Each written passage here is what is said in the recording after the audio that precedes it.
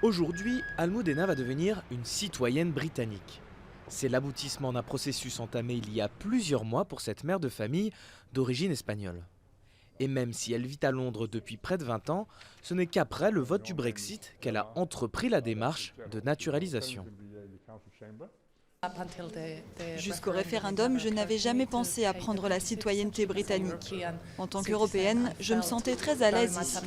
Mais maintenant, avec toute cette incertitude et vu qu'on ne sait pas vraiment où vont les choses, j'ai pensé qu'il valait mieux que je devienne britannique. Comme elle, de nombreux ressortissants de l'Union européenne ont décidé de franchir le pas.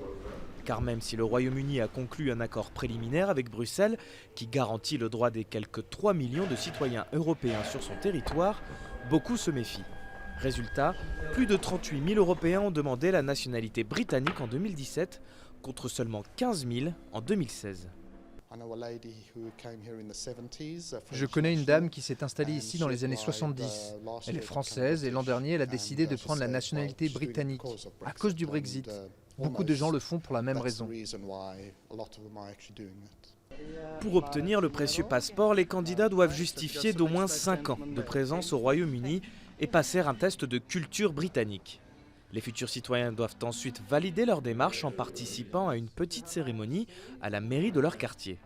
1 heure pendant laquelle ils devront jurer allégeance à la reine, s'engager à respecter les valeurs démocratiques du pays ou encore chanter le célèbre hymne God Save the Queen. Dans cette pièce, tout autour de moi, il y avait des gens de toutes les origines. Et c'est ce que j'aime en Grande-Bretagne. C'est un pays très accueillant, surtout à Londres. Et je pense que c'est ce qu'on a vu aujourd'hui.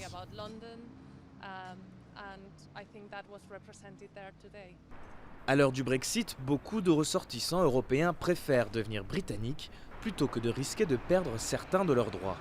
Une tranquillité d'esprit qui a un coût, environ 1 500 €.